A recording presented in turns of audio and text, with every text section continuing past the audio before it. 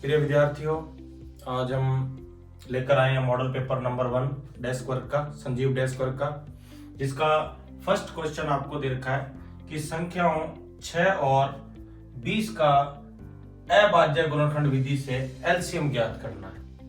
तो इसके लिए सबसे पहले हम क्या करेंगे, 6 और 20 के अभाज्य गुणनखंड करेंगे। 6 के अभाज्य गुणनखंड, और अगर एलसीएम पूछा जाता है तो आप डायरेक्ट भी कर सकते हैं। एलसीएम में दोनों को एक साथ कर लो, क्योंकि आपको ऑब्जेक्टिव बताना है, सॉल्यूशन पूरा लिखना नहीं है। इसको डायरेक्ट करो। इससे 2 से करेंगे 3 बार, फिर 2 से करेंगे 10 बार, फिर 2 से 3 5 बार, फिर 3 से और फिर 5 से। अपने को एलसीएम चाहिए तो हम डायरेक्ट कर देंगे 2 इंटू 2 इंटू 3 इंटू 5। तो 2 2 4, 4 5 20, 20 दिया 60। इसका राइट आंसर कितना हो जाएगा? 60, जो कि ऑप्शन कौन सा सही हो जाएगा? इसका सी ऑप्शन इसका सही हो जाएगा। इसी प्रकार ये क्वेश्चन है, इसके अंदर आपसे पूछा गया कि x square minus 7x plus 12 के शून्यांकों का योग ज्ञात करना है। तो आपने पढ़ा होगा शून्यांकों के योग के लिए एक फॉर्मूला का योगफल। तो योगफल के लिए आप क्या करेंगे? Alpha plus beta. Alpha plus beta का मतलब होता है माइनस के बी बटा ए। तो माइनस के बी यहाँ पर दे रखे हैं आपको, देखो माइनस फॉर्मूले में होता है, और बी का मान भी आपके पास माइनस का 7 है, और अपॉन में कितना चल रहा है? 1। तो अल्फा प्लस बीटा जो है आपके पास आ जाएगा माइनस माइनस प्लस के 7, यानी कि इसका जो योगफल है वो प्लस के साथ मिलेंगे, जो कि इसका ऑप्शन कौन सा सही हो जाएगा? वह ऑप्शन इसका सही हो जाएगा। अगला क्वेश्चन है, इसका तीसरा क्वेश्चन है 3x प्लस 2y बराबर 7 में यदि x का मान 5 हो तो y का मान क्या होगा? आपसे y का मान पूछा गया। इसके ऑप्शन आपको दे रखे हैं, a में 4 दे रखा है, b में आपको माइनस के 8, c में आपके 12 और d में दे रखा है आपको माइनस के 12। तो इसके लिए सबसे पहले ध्यान देंगे, आपको ये समीकरण दे रखा है। समीकरण है आपके पास 3x प्लस 2y बराबर 7। आपको दे रखा है कि x की जो वैल्यू है वो 5 है, यानी हम लिख सकते हैं कि x बराबर 5 है। अगर x की वैल्यू आपके पास 5 है तो हम यहाँ पर x को पुट कर देंगे, 3 इंटू 5 प्लस 2y बराबर 7। 3 को 5 से गुणा करेंगे 15 हो जाएंगे, और 15 प्लस 2y बराबर 7। अब ये 15 इधर प्लस का है, इधर जाएगा तो किसका हो जाएगा? माइनस का। तो 2y 7 माइनस 15, तो 2y 15 में से 7 को माइनस करेंगे तो यहाँ बचेंगे माइनस के 8। अब ये 2 इधर क्या है? गुणा में, इधर आएगा तो कहाँ जाएगा? डिवाइड में। तो y माइनस के 8 अपॉन 2, इसको कैंसिल आउट करेंगे तो y बराबर कितना आ जाएगा? 4। किसके आ जाएंगे? माइनस के। तो जो माइनस के 4 ऑप्शन है वो सही हो जाएगा। माइनस के 4 है यहाँ पे, माइनस का 4 है यहाँ पे। ये ऑप्शन जो है माइनस का 4 दे रखा है, जो कि सही है। स ऑप्शन इसका सही हो जाएगा। अगला क्वेश्चन है आपके,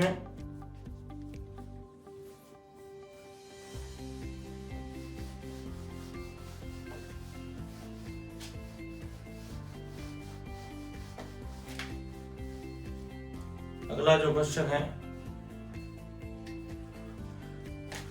दी गई आकृति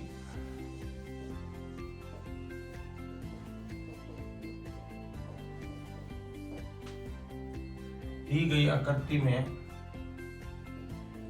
DE समांतर BC और AD बराबर 1.5 सेंटीमीटर और DB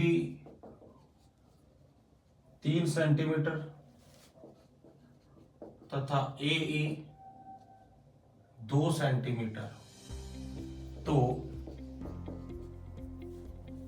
EC ज्ञात करने है आपको, EC का मान क्या होगा ये आपको ज्ञात करना है। और इसका एक डायग्राम दे रखा आपको, इस तरह से ABC और DE समांतर BC। ये DE जो है वो BC के समांतर आपको दे रखी है और आपको दे रखा है AD की वैल्यू दे रखी है 1.5 सेंटीमीटर और DB दे रखी है 3 सेंटीमीटर और AE आपको दे रखा है 2 सेंटीमीटर। ये मान आपको दे रखे हैं। जो नहीं दे रखा उसको हम मान लेते हैं X। अब इसके बाद इसमें क्या करते हैं, अब आपने एक नियम पढ़ा होगा, यहां लिख देंगे, सीधा ही है, थेल्स प्रमेय से सीधा लिख दो कि त्रिभुज ABC में क्या दे रखा है भाई कि DE जो है वो BC के समांतर है। इसीलिए जब किसी त्रिभुज में, यदि हमने एक नियम पढ़ा था प्रमेय 6.1 का नियम था कि यदि किसी त्रिभुज की एक भुजा के समांतर एक अन्य भुजा खींची जाती है तो वह अन्य दो भुजाओं को भी समान अनुपात में विभाजित करती है, जिसे हम अनुपातिकता प्रमेय या थेल्स प्रमेय के नाम से जानते हैं। तो यहां लिख देंगे अतः थेल्स प्रमेय से क्या हो जाएगा, देखो ये दोनों रेखा समांतर है तो ये भाग इसके अनुपात में और ये भाग इसके अनुपात में लिखा जाता है। तो AD बट्टा में BD और AE बट्टा में CD। अब इनके मान रख देंगे हम। AD आपको दे रखा है 1.5, ये आपको दे रखा है 3 और ये दे रखा है आपको 2 और इसको क्या मान लिया मैंने X। यहां पर पॉइंट हटाएंगे तो क्या लग जाएगा 0, इसको कैंसिल आउट करो 1, इसको 2। अभी देखो क्या कर देंगे, इसका क्रॉस मल्टीप्लाई कर देंगे तो X बराबर 2 को 2 से इंटू करेंगे, कितना आ जाएगा 4। तो इसका ऑप्शन जो 4 वाला है वो सही हो जाएगा। 4 वाला ऑप्शन है इसके अंदर ब, तो इसका ऑप्शन जो ब दे रखा है वो सही आ जाएगा। आगे नेक्स्ट क्वेश्चन है स्टूडेंट, छठा क्वेश्चन आपके ऑब्जेक्टिव का। आपको दे रखा है कि यदि थीटा बराबर 45 डिग्री हो तो 1 माइनस कोस 2 थीटा और बटा में साइन 2 थीटा, इसका मान ज्ञात करना है आपको। तो यहां से इसके ऑप्शन आपको दे रखे हैं। ए आपको दे रखा है 1/2, ब आपको दे रखा है 2 और स आपको दे रखा है 0 और द आपको दे रखा है 1। तो देखो इसका सही उत्तर ढूंढते हैं। आपको ये दे रखा है थीटा की वैल्यू जो है 45 डिग्री है और ये आपको सॉल्व करना है यहाँ से। तो यहाँ देखो, यहाँ लिख दो, चूंकि थीटा आपके पास 45 डिग्री है तो यहाँ भी थीटा है, वहां पर 45 डिग्री को रख देंगे। तो 1 माइनस कोस 2 इंटू 45 डिग्री बट्टा में साइन 2 इंटू 45 डिग्री।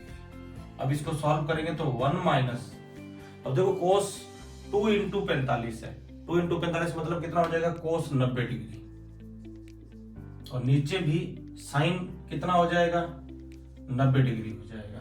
अब देखो कोस 90 की वैल्यू और साइन 90 की वैल्यू क्या होती है 1 माइनस। अब देखो कोस 90 जो है, कोस 90 देखो साइन 90 की वैल्यू होती है 1, साइन 90 की वैल्यू 1 होती है और जब हम इधर से घुमा कर लिखते हैं तो कोस की वैल्यू आती है। इसका मतलब कोस 90 की वैल्यू जो होती है वो 0 के बराबर होती है और साइन 90 की जो वैल्यू होती है वो 1 के बराबर होती है। अब यहाँ से ये दोनों वैल्यू रख देंगे तो ये मान 0 हो जाएगा, ये 1 हो जाएगा और 1/1 कितना हो जाता है 1 हो जाता है। तो इसका कौन सा ऑप्शन सही हो जाएगा, द ऑप्शन जो है इसका सही हो जाएगा।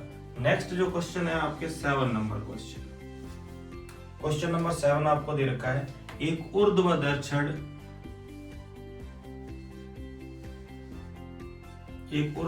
छड़ की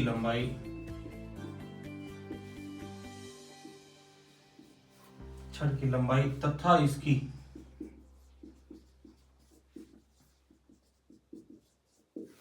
छाया की लंबाई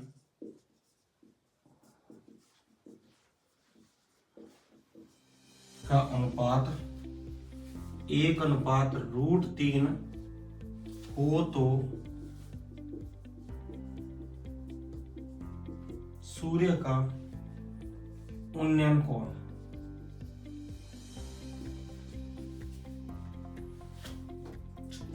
ये आपको ज्ञात करना है। तो ध्यान से देखो, इसको पढ़ेंगे। एक ऊर्ध्वाधर छड़ है, मतलब ऊर्ध्वाधर का मतलब होता है सीधी खड़ी हुई ऊर्ध्वाधर का मतलब क्या होता है, सीधी खड़ी हुई एक छड़ है और इसकी छाया हमेशा कहाँ बनती है, जमीन पर बनती है। छाया हमेशा क्षैतिज पर बनती है और ऊर्ध्वाधर का मतलब होता है सीधी खड़ी हुई। तो ये एक सीधी छड़ है, वो सीधी खड़ी हुई है, इसकी छाया की लंबाई ये वाली है, इसको यहाँ से मिलाएंगे तो ये बन जाएगा एक समकोण त्रिभुज। हम इसको नाम दे देंगे ए बी और सी। ये यहाँ पे 90 डिग्री का एंगल हो जाएगा। अब ये उन्नयन कोण है, ये कौन सा कोण है, उन्नयन कोण है। और हमें पता है जिस बिंदु पर थीटा होता है उसके सामने की भुजा आपके पास लंब होती है और जो ये भुजा होती है वो आधार होती है और 90 के सामने की भुजा कर्ण होती है। अब यहाँ से क्या दे रखा आपको कि दोनों के ऊर्ध्वाधर छड़ की लंबाई और उसकी छाया की लंबाई का अनुपात दे रखा है 1:√3 है। तो यहाँ लिख देंगे माना AB छड़ की लंबाई है, छड़ की लंबाई कितनी मान लेते हैं 1x, और दूसरी दे रखी है BC आप क्या मान सकते हैं, √3 है तो इसको मैं मान सकता हूं √3x, जो कि किसके बराबर है, आधार के बराबर है। यहां लिख देंगे चूंकि त्रिभुज ABC में कोण B समकोण है, कोण B समकोण है। देखो यदि कोण B समकोण है तो यहां पर हम क्या लगा सकते हैं, आपको लंब और आधार दिया हुआ है, तो लंब और आधार के लिए आपको एक फॉर्मूला सिखाया था लाल बट्टा कक्का। तो लंब बट्टा आधार ये फॉर्मूला जो है किसका होता है, tan थीटा का होता है। स्टूडेंट्स ये होता है sin थीटा का और ये जो होता है वो cos थीटा का होता है।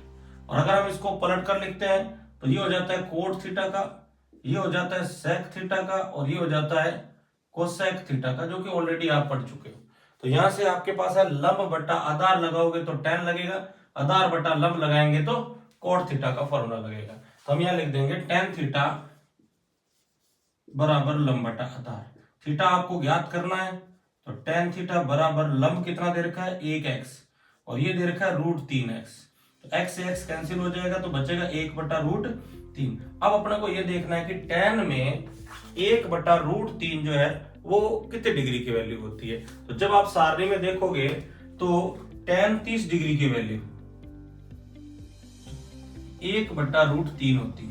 तो यहां से हम 1/√3 की जगह क्या लिख सकते हैं, tan 30 डिग्री। तो tan थीटा बराबर tan 30 डिग्री, tan से tan कैंसिल हो जाएगा और थीटा बराबर कितना आ जाएगा आपके पास 30 डिग्री आ जाएगा। तो जो इसका ऑप्शन 30 डिग्री है, कौन सा ऑप्शन है इसका, जो 30 डिग्री है वो सही हो जाएगा। और 30 डिग्री ऑप्शन है इसका आपके पहला ही ऑप्शन है, 7वें का जो ए ऑप्शन है, ए ऑप्शन है 30 डिग्री, वो आपका सही हो जाएगा 7वें क्वेश्चन का। इसके बाद है क्वेश्चन नंबर 8।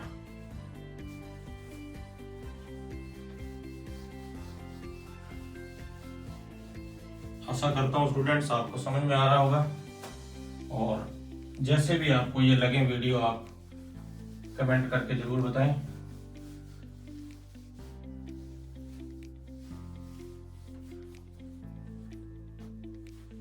अगला क्वेश्चन है क्वेश्चन नंबर 8 आपके पास। क्वेश्चन नंबर 8 आपको दे रखा है, यदि एक बिंदु P से O, यदि एक बिंदु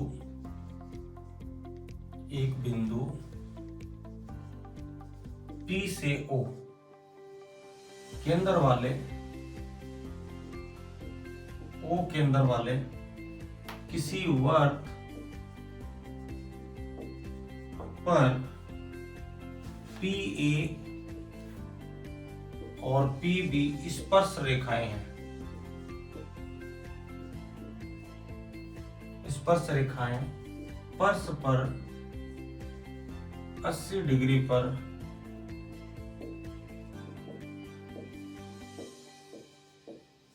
झुकी हैं, तो कोण POA बराबर है। ये आपको बताना है स्टूडेंट्स। देखो सबसे पहले हम इसका चित्र बनाते हैं, आकृति बनाएंगे। आपको ये दिया गया है कि बिंदु P से O केंद्र वाले, इसका केंद्र O है, बिंदु P से O केंद्र वाले किसी वृत्त पर दो स्पर्श रेखाएं हैं। ये दे रखी है PA और इधर दे रखा आपको PB। ये दो स्पर्श रेखाएं, सपोज कीजिएगा ये A है और ये बी है। ये दो स्पर्श रेखाएं हैं और हम इसको यूं डैश डैश से मिला देते हैं। आपको ये कह रहा है कि ये दोनों रेखाएं परस्पर 80 डिग्री के कोण पर झुकी हुई है। जब भी ये कहता है कि झुकी हुई है तो झुकी हुई का मतलब होता है कि इनका जो उभयनिष्ठ बिंदु है, यहाँ पर ये जो कोण है वो 80 डिग्री का है। इसको हम क्या लिख देंगे, यहाँ पे बिंदु P है, ये बिंदु O है। और आपसे पूछा क्या गया कि POA आपको ज्ञात करना है, ये वाला कोण आपको ज्ञात करना है। अब हमें ये पता है कि हमेशा ये जो रेखा होती है, ये जो त्रिज्या होती है, वो हमेशा स्पर्श रेखा पर लंब होती है। क्या होती है? हमेशा स्पर्श रेखा पर लंब होती है। तो देखो इसकी दो विधियां हैं, मैं दोनों ही बता रहा हूं। आप एक तो डायरेक्ट कर सकते हैं, कैसे? देखो ये जो उभयनिष्ठ बिंदु से जो रेखा केंद्र की तरफ खींची जाती है, वो केंद्र के कोण को समद्विभाजित करती है। एक नियम ये लग सकता है। दूसरा आप क्या कर सकते हैं, केंद्र से उभयनिष्ठ स्पर्श रेखाओं के उभयनिष्ठ बिंदु तक खींची गई रेखा इसके इस कोण को, उभयनिष्ठ बिंदु पर बने कोण को भी समद्विभाजित करती है। तो उससे हम इसको आधा आधा कर सकते हैं। देखो डायरेक्ट हम सोचें तो ये 80 है तो इसका आधा ये 40 डिग्री का हो जाएगा, ये 40 का हो जाएगा, ये 90 का हो जाएगा। और हमें पता है त्रिभुज के तीनों कोणों का योग कितना होता है? 180 होता है। तो हम इस तरह से भी कर सकते हैं कि त्रिभुज POA में 3 कोण है, एक कोण ये 40 का है, वो 90 का है, और आपको POA ज्ञात करना है। और त्रिभुज के तीनों कोणों का योग 180 डिग्री होता है। तो 40 और 90 130 हो जाएंगे, प्लस कोण POA बराबर 180। अब ये 130 उधर जाएगा तो किसका हो जाएगा? माइनस का हो जाएगा। यानी कोण POA 180 माइनस 130 डिग्री हो जाएगा। यानी कितने डिग्री हो जाएगा? POA 50 degree. तो जो ऑप्शन 50 डिग्री वाला है वो इसका सही है, और 50 डिग्री वाला ऑप्शन है इसका A ऑप्शन है, ये आपका सही हो जाएगा। क्वेश्चन नंबर 9 देखो, आसान सा क्वेश्चन है कि 14 सेमी भुजा वाले वर्ग में बने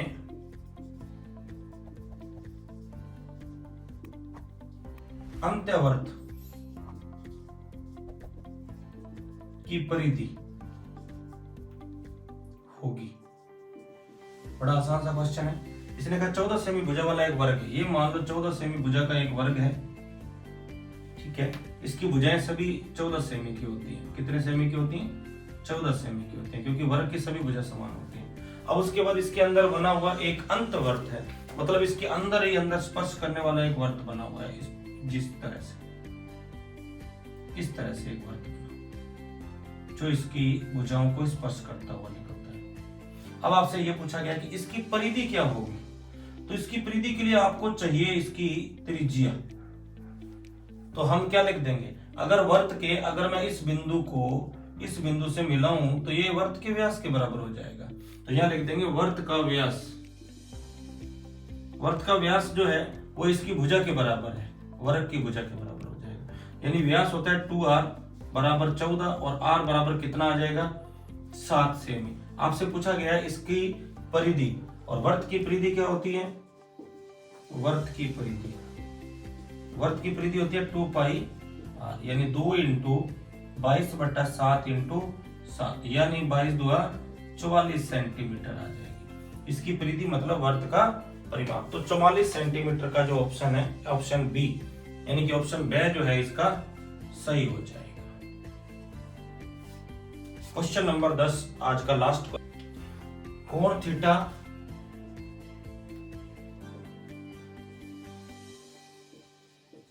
थीटा वाले त्रिज्याखंड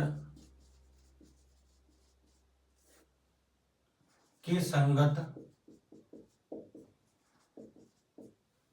चाप की लंबाई है। तो सिंपल से देखो, इसके ऑप्शन ये दे रखे हैं आपको, इसको थोड़ा ध्यान से समझना।